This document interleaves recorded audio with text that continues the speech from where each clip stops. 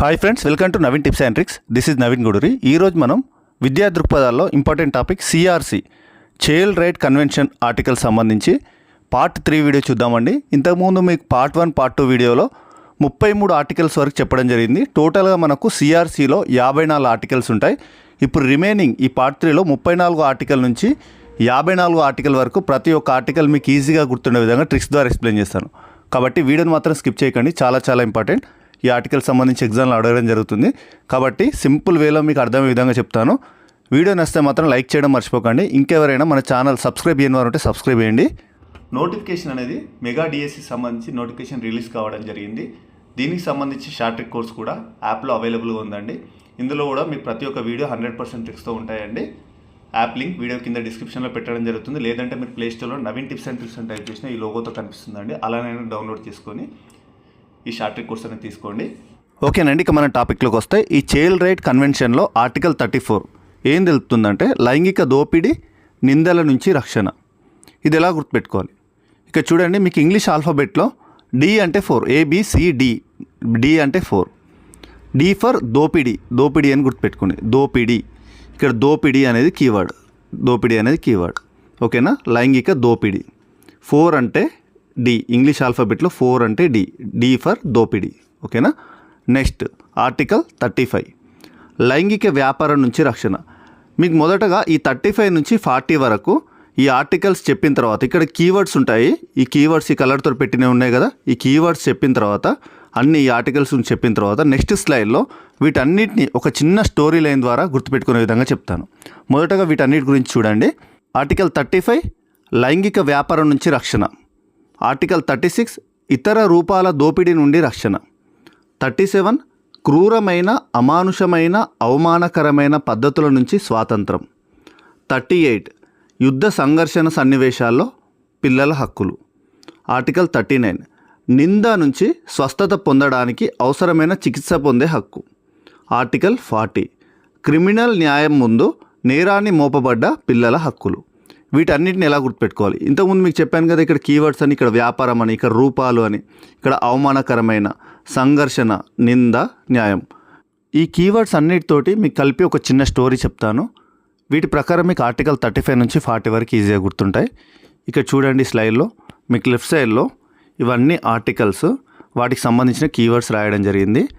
ఈ కీవర్డ్స్ తోటి మీకు ఒక చిన్న స్టోరీ చెప్తాను, ట్రిక్ స్టోరీ. దాని ప్రకారం ఇవన్నీ లింక్ చేస్తాను. ఇక ట్రిక్ చూడండి. వ్యాపారం చేస్తే, బిజినెస్ చేస్తే రూపాయలు వస్తాయి. రూపాయలు అనుకోండి, ఇక్కడ రూపాయలు అనుకోండి, రూపాయలు వస్తాయి. అప్పుడు ఎవరితో అవమానాలు కూడా ఉండవు. డబ్బులు సంపాదించినప్పుడు ఎవరితో, బయట వాళ్ళతో అవమానాలు ఉండవు. ఓకేనా? డబ్బులు ఉన్నాయి కాబట్టి, రూపాయలు ఉన్నాయి కాబట్టి. అదేవిధంగా ఇంట్లో సంఘర్షణలు, గొడవలు ఉండవు. గొడవలన్నా సంఘర్షణలు ఒకటే. ఎక్కువ శాతం డబ్బుకు సంబంధించి గొడవలు అవుతూ ఉంటాయి కాబట్టి ఇంట్లో ఈ గొడవలు, సంఘర్షణలు అనేవి ఉండవు. బయట వారు కూడా ఇంట్లో సంఘర్షణలు ఉండవు. అదేవిధంగా బయట వారు నిందించరు. డబ్బులు ఉన్నాయి కాబట్టి ఎవరు కూడా నిందించరు. ఓకేనా? నిందించరు. ఎవరికైనా డబ్బులు ఉన్నాయి కాబట్టి న్యాయం చేయవచ్చు. ఓకేనా? ఈ చిన్న లింకప్ స్టోరీ ప్రకారం ఇవన్నీ ఈజీగా కంటిన్యూగా గుర్తుంటాయి. దీని ప్రకారం వ్యాపారం చేస్తే ఇక్కడ 35 నుంచి 40 వరకు అని చెప్పాను. 35 కీవర్డ్ ఏంటి? వ్యాపారం చేస్తే, వ్యాపారం. ఇంతకుముందు మీకు చెప్పాను కదా 35 ఏం తెలుపుతుంది. ఇక చూడండి, లైంగిక వ్యాపారం నుంచి రక్షణ. ఇక్కడ వ్యాపారం అనేది ఒక కీవర్డ్ వస్తే మీకు ఇది ఈజీగా గుర్తుపెట్టచ్చు. నెక్స్ట్ వ్యాపారం చేస్తే రూపాయలు వస్తాయి. రూపాయలు అంటే 36 కంటిన్యూ నెంబర్స్. ఇంకా రూపాయలు, ఇక్కడ రూపాయలు అంటే రూపాలు. ఓకేనా? ఇతర రూపాల దోపిడీ నుండి రక్షణ. ఓకేనా? నెక్స్ట్ 37 కంటిన్యూగా. అప్పుడు ఎలాంటి అవమానాలు ఉండవు. అవమానాలు ఎవరు అవమానపరచరు. అవమానకరమైన పద్ధతుల నుంచి స్వాతంత్రం. ఇక్కడ చూడండి, ఎవరితో అవమానాలు ఉండవు. 37. నెక్స్ట్ అదేవిధంగా ఇంట్లో సంఘర్షణలు ఉండవు. సంఘర్షణలు అనేవి కూడా ఉండవు. అంటే యుద్ధ సంఘర్షణ సన్నివేశాల్లో పిల్లల హక్కులు. 38 యుద్ధ సంఘర్షణ సన్నివేశాల్లో పిల్లల హక్కులు. అదేవిధంగా బయట వారు కూడా ఎవరు నిందించరు. ఇక్కడ 39 అంటే కంటిన్యూగా నింద నుంచి స్వస్థత పొందడానికి అవసరమైన చికిత్స పొందే హక్కు. నెక్స్ట్ డబ్బులు చాలా ఉన్నాయి కాబట్టి ఎవరికైనా న్యాయం చేయవచ్చు, అనుకున్న న్యాయం చేయవచ్చు. ఇక్కడ క్రిమినల్ న్యాయం అంటే కీవర్డ్. లాస్ట్ 40 క్రిమినల్ న్యాయం ముందు నేరాన్ని మోపబడ్డ పిల్లల హక్కులు. ఇలా లింక్ చేసుకుంటే ఈజీగా 35 నుంచి 40 వరకు గుర్తుంటాయి. నెక్స్ట్ 41 నుంచి చూడండి. 41 నుంచి ఈజీగా గుర్తుపెట్టుకోవచ్చు. ఇక్కడ భాగస్వామ్య దేశాలు సిఆర్సిలోని అంశాలను మార్చరాదు 41 తెలుపుతుంది.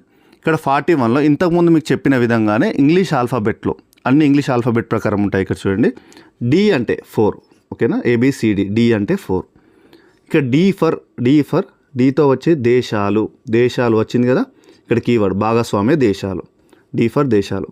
మరి ఇక్కడ 1 అంటే ఏంటి, ఇంగ్లీష్ ఆల్ఫాబెట్లో 1 స్టార్టింగ్ ఏ కాబట్టి ఏ అంటే ఏ ఫర్ అంశాలు, ఓకేనా. ఇక్కడ అంశాలు, దేశాలు, అంశాలు బ్రాకెట్లో కూడా పెట్టాను. డి అంటే 4, ఇక్కడ అంశాలు అంటే ఏ అంటే 1. 41 ఏం తెలుపుతుంది, దేశాలు, అంశాలు. ఇవి మార్చరాదు, భాగస్వామ్య దేశాలు సిఆర్సీలోని అంశాలను మార్చరాదు. అర్థమైంది కదా. అదే విధంగా ఉంటుంది చూడండి. నెక్స్ట్ 42 కూడా 42 భాగస్వామ్య దేశాలు సిఆర్సీలోని హక్కులను పిల్లలకు తెలిసేలా బాధ్యత వహించాలి. ఇక్కడ దేశాలు సేమ్ 40 తోటి స్టార్ట్ అయ్యేది, డి ఫర్ దేశాలు, డి 4. నెక్స్ట్ 2 గుర్తుండాలి. 2 అంటే ఏంటి, బి కాబట్టి బి అంటే బాధ్యత, బి ఫర్ బాధ్యత. ఏ ఫర్ అంశాలు, 1 అంటే అంశాల గురించి, ఏ ఫర్ అంశాలు. 2 అంటే బి ఫర్ ఇక్కడ బాధ్యత వహించాలి. ఎవరికి, పిల్లలకు తెలిసేలా బాధ్యత వహించాలి, ఓకేనా. నెక్స్ట్ సి ఫర్ ఇక్కడ సేమ్ అదేవిధంగా 43 3 అంటే సి కాబట్టి ఇక్కడ భాగస్వామ్య దేశాలు బాలల హక్కులపై ఒక కమ్యూనిటీ అంటే సంఘాన్ని ఏర్పాటు చేయాలి. ఇక్కడ సి ఫర్ కమ్యూనిటీ, ఏబిసి, 3 అంటే సి కాబట్టి సి ఫర్ కమ్యూనిటీ. సింపుల్గా గుర్తుంటాయి, చూస్తున్నారు కదా. ఫస్ట్ ఏ అంటే అంశాలు అని చెప్పాను, అంశాలు, ఏ ఫర్ అంశాలు. 1 అంటే ఏ అంటే అంశాలు. బి ఫర్ బాధ్యత, 2 అంటే 42ది భాగస్వామ్య దేశాలు బాధ్యత. సి ఫర్ కమ్యూనిటీ, ఓకేనా, సంఘం, సి ఫర్ కమ్యూనిటీ, సంఘంని ఏర్పాటు చేయాలి. 3 అయిపోయాయి 43 వరకు. నెక్స్ట్ సి ఫర్ సంఘాలు, కమ్యూనిటీ. 44 భాగస్వామ్య దేశాలు సిఆర్సిలో గుర్తించిన హక్కులు అమలు జరిగేందుకు తాము తీసుకున్న చర్యల గురించి బాలల హక్కుల సంఘానికి పూర్తి నివేదికలు అందించాలి. పూర్తి నివేదిక, ఇక్కడ నివేదిక అంటే పూర్తి నివేదికలు అంటే కంప్లీట్ రిపోర్ట్, నివేదిక అంటే రిపోర్ట్, ఓకేనా. పూర్తి నివేదిక అంటే complete detailed report,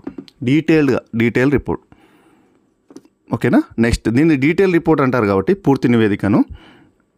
D for ఇక్కడ 4 అంటే డి కాబట్టి డి ఫర్ డీటెయిల్డ్ రిపోర్ట్, పూర్తి నివేదిక.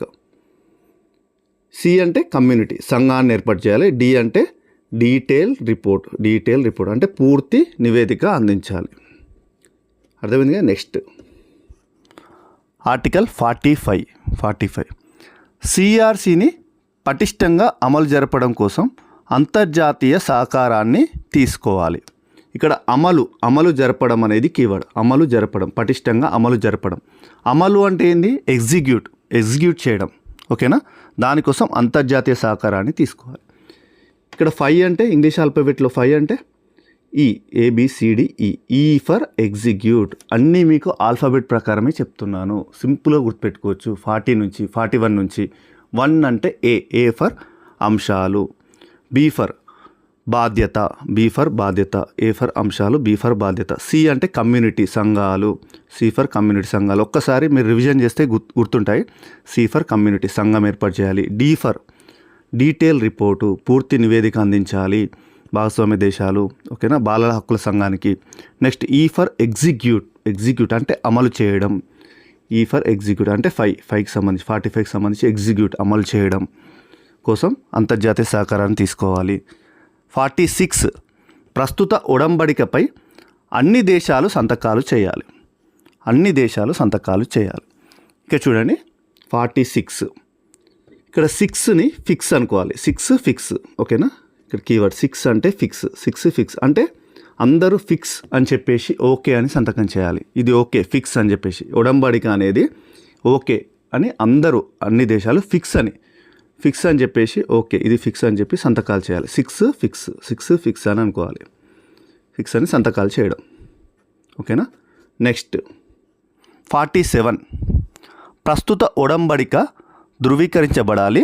ఆ ధృవీకరించిన పత్రాలను ఐక్యరాజ్య సమితి సెక్రటరీ జనరల్ దగ్గర డిపాజిట్ చేయాలి. ఈ డిపాజిట్ చేయడం అనేది కీవర్డ్, ఓకేనా. ప్రస్తుత ఉడంబడిక అనేది ధృవీకరించబడాలి. ఆ ధృవీకరణ పత్రాలను ఐక్యరాజ్యసమితి సెక్రటరీ జనరల్ దగ్గర డిపాజిట్ చేయాలి. డిపాజిట్ అనేది కీవర్డ్. డిపాజిట్ ఇది సింపుల్గా గుర్తుపెట్టుకోవచ్చు. 47 చెప్పండి ఇంగ్లీష్ ఆల్ఫాబెట్లో. 4 అంటే డి. నెక్స్ట్ అదేవిధంగా డి. ఓకేనా. నెక్స్ట్ 7 అంటే జీ. 7 అంటే జీ. ఓకేనా. డిజీ. ఓకేనా. ఈ డిపాజిట్లో కూడా డిజీ అని ఉన్నాయి చూడండి. డి అంటే 4 ABCD 4, జీ అంటే 7 ABCD EFG 7. 47 అయింది కదా. 47 ఏం చెప్తుంది? డిపాజిట్ అనేది కీవర్డ్. ఇందులోనే డి అంటే 4, జీ అంటే 7, 47 ఉంది. డిపాజిట్ అనే పదంలోనే ఉంది. ఇలా లింక్ చేసుకోవాలి. అర్థమైంది కదా. నెక్స్ట్ ఆర్టికల్ 48 ప్రస్తుత ఉడంబడికలో ఏ దేశమైనా చేరవచ్చు. ఇందులో చేరడానికి చెందిన పత్రాలను ఐక్యరాజ్యసమితి సెక్రటరీ జనరల్ దగ్గర డిపాజిట్ చేయాలి. ఏ దేశమైనా చేరవచ్చును. ఓకేనా. 48 ప్రకారం ఏ దేశమైనా చేరవచ్చును. నెక్స్ట్ 49 చేరిన దేశం అందించిన పత్రాలను ఐక్యరాజ్యసమితి సెక్రటరీ జనరల్ దగ్గర డిపాజిట్ చేసిన 30 రోజులకు అమల్లోకి వస్తుంది. ఇవన్నీ ఇక్కడ నుంచి మీరు చూడండి. 47 వరకు ఇక్కడ డిపాజిట్ చేయాలని చెప్పాను కదా. కోడ్ డిపాజిట్ చేయాలని చెప్పాను 47 దగ్గర వరకు. దీని తర్వాత ఇవన్నీ వీటికి లింకప్గానే ఉంటాయి. 2-3 ఆర్టికల్స్ అనేవి కంటిన్యూగా ఈ ఉడంబడిక ధృవీకరించిన పత్రాలను ఐక్యరాజ్యసమితి సెక్రటరీ జనరల్ డిపాజిట్ చేయాలి. ఈ డిపాజిట్ చేసిన తర్వాత ఇందులో చూడండి ఈ ఉడంబడికలో ఏ దేశమైనా చేరవచ్చు అని అంటున్నాడు. ఉడంబడికకు సంబంధించే ఉంటుంది. సేమ్ దానికి లింకప్గానే ఉంటుంది. ఏ దేశమైనా చేరవచ్చు. ఆ చేరిన పత్రాలను ఐక్యరాజ్యసమితి సెక్రటరీ జనరల్ దగ్గర డిపాజిట్ చేయాలి. సేమ్ అదే విధంగా ఉంటుంది. నెక్స్ట్ ఇక్కడ చూడండి. ఆ దేశం అందించిన పత్రాలను డిపాజిట్ చేశారని చెప్పాం కదా. ఆ దేశం చేరిన దేశం అందించిన పత్రాలను ఐక్యరాజ్యసమితి సెక్రటరీ జనరల్ దగ్గర డిపాజిట్ చేసిన 30 రోజులకు అమల్లోకి వస్తుంది. డిపాజిట్ చేసిన 30 రోజుల్లోకి ఏదైతే చేరిన దేశం ఉంటుందో అవి డిపాజిట్ చేసిన పత్రాలు ఐక్యరాజ్యసమితి సెక్రటరీ జనరల్ దగ్గర 30 రోజులకు అమల్లోకి వస్తుంది. 30 రోజుల్లో అమల్లోకి వస్తుంది. నెక్స్ట్ ఆర్టికల్ 50 సిఆర్సీని సవరించే తీర్మానం ఏ దేశమైనా ప్రవేశపెట్టవచ్చు. ఓకేనా. ఈ సిఆర్సీని ఐక్యరాజ్యసమితి సర్వప్రతినిధి సభ 3/2 మెజారిటీతో సవరించవచ్చును. ఇక్కడ చూడండి ఈ 50 ఎలా గుర్తుపెట్టుకోవాలి. 3/2 3 అని 2 వచ్చినాయి కదా. 3/2 ఈ 3+2 కలిపితే ఎంత 5 అవుతుంది. 50 స్టార్ట్ అవుతుంది. ఇక్కడ 5 తోటి స్టార్ట్ అయ్యేది 50. కాబట్టి 50 సింపుల్గా గుర్తుపెట్టుకోవచ్చు. 3/2 అనగానే ఇక్కడ 3, 2 ఇవి 2 కలిపితే 5 అవుతుంది. ఇక్కడనే 50 స్టార్ట్ అవుతుందని గుర్తుపెట్టుకోవచ్చు. 50 ఆర్టికల్ 5 తోటి స్టార్ట్ అయ్యేది 50. ఓకేనా. ఈ కీవర్డ్ తోటి గుర్తుపెట్టుకోవచ్చు మనం. నెక్స్ట్ 51 రిజర్వేషన్లను ఎప్పుడైనా సరే ఐక్యరాజ్యసమితి సెక్రటరీ జనరల్ పేర పంపిన ప్రకటన ద్వారా ఉపసంహరించుకోవచ్చు. ఐక్యరాజ్యసమితి సెక్రటరీ జనరల్ పేర పంపిన ప్రకటన ద్వారా మాత్రం ఉపసంహరించుకోవచ్చు రిజర్వేషన్లను. నెక్స్ట్ 52 ఏ భాగస్వామ్య దేశమైనా సరే ఐక్యరాజ్యసమితి సెక్రటరీ జనరల్కు ప్రకటన పంపడం ద్వారా సిఆర్సీ నుండి బయటకు వెళ్ళవచ్చు. ప్రకటన అందిన తేదీ తర్వాత నుండి ఒక ఏడాదికి ఈ రద్దు అనేది అమల్లోకి వస్తుంది. ఓకేనా. నెక్స్ట్ ఆర్టికల్ 53 సిఆర్సీ అసలు ప్రతి ఐక్యరాజ్యసమితి సెక్రటరీ జనరల్ దగ్గర డిపాజిట్ చేయాలి. అసలు ప్రతి ఐక్యరాజ్యసమితి సెక్రటరీ జనరల్ దగ్గర డిపాజిట్ చేయాలి. 54 ఏం తెలుపుతుంది? సిఆర్సీ ఈ భాషల గురించి తెలుపుతుంది. సిఆర్సీ ఆంగ్లం, అరబిక్, చైనా, ఫ్రెంచ్ ఓకేనా. ఇక్కడ ఫ్రెంచ్ అనమాట. ఫ్రెంచ్ అదేవిధంగా రష్యన్, స్పానిష్ భాషలో ఉంటుంది. ఓకేనా. ఆంగ్లం, Arabic, China, French, Russian, Spanish భాషలో ఉంటుంది. ఇవి 54 ఆర్టికల్స్ అనేవి సిఆర్సీ చైల్డ్ రైట్ కన్వెన్షన్కి సంబంధించిన ఆర్టికల్స్. ఇందులో మీకు మ్యాక్సిమం 99% ట్రిక్ ద్వారానే చెప్పాను ప్రతి ఒక్క ఆర్టికల్. లాస్ట్లో ఈ 4 అనేది లింక్గా ఉంటుంది వీటన్నిటికి సంబంధించి. ఐక్యరాజ్యసమితికి సంబంధించి, సెక్రటరీ జనరల్ సంబంధించి ఆర్టికల్స్. ఈ 4 మినహాయించి మిగతావన్నీ మీకు 50 వరకు ప్రతి ఒక్కటి ట్రిక్స్ వరకే చెప్పాను ఈజీగా గుర్తున్న విధంగా. ఓకేనా. పార్ట్ 1, పార్ట్ 2 వీడియోలో మీకు 33 ఆర్టికల్స్ ట్రిక్స్ ద్వారా చెప్పడం జరిగింది. ఇందులో 34 నుంచి 54 వరకు ఆర్టికల్స్ అనేది కంప్లీట్గా చెప్పడం జరిగింది. దీంతో CRC child right convention articles అనేవి కంప్లీట్ అయ్యాయి. ఇలాంటి వీడియోస్ అనేవి మీకు ప్రతి ఒక్కటి గుర్తుండని టాపిక్స్ కూడా, హార్డ్ టాపిక్స్ కూడా ఈజీగా గుర్తుండే విధంగా టోటల్గా మీకు ప్రతి ఒక్కటి 100% ట్రిక్స్తో వీడియోస్ అనేది ప్రిపేర్ చేయడం జరిగింది. డిఎస్సికి సంబంధించి షార్ట్ ట్రిక్ కోర్స్ ఉందండి. యాప్ లింక్ వీడియో కింద డిస్క్రిప్షన్లో పెట్టడం జరుగుతుంది. లేదంటే మీరు ప్లేస్టోర్లో నవీన్ టిప్స్ అండ్ ట్రిక్స్ అని టైప్ చేసిన ఈ లోగోతో మన యాప్ ఉంటుందండి. అలానే డౌన్లోడ్ చేసుకొని ఈ డిఎస్సికి సంబంధించి షార్ట్ ట్రిక్ కోర్స్ తీసుకోండి. అతి తక్కువ టైంలో రివిజన్ అయ్యే విధంగా ఉంటుందండి. వీడియో నచ్చితే మాత్రం లైక్ చేయడం మర్చిపోకండి. అదేవిధంగా మన డిస్క్రిప్షన్లో ఇన్స్టాగ్రామ్ పేజ్ లింక్ కూడా ఉంటుందండి. నవీన్ టిప్స్ అండ్ ట్రిక్స్ సంబంధించి ఇన్స్టాగ్రామ్ కూడా ఫాలో అవ్వండి.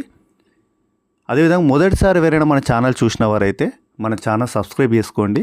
పక్కనున్న బెల్ ఐకాన్ క్లిక్ చేసుకోండి. నేను ఎలాంటి వీడియో పెట్టినా మీకు నోటిఫికేషన్ వస్తుందండి. Thank you friends. Thank you very much.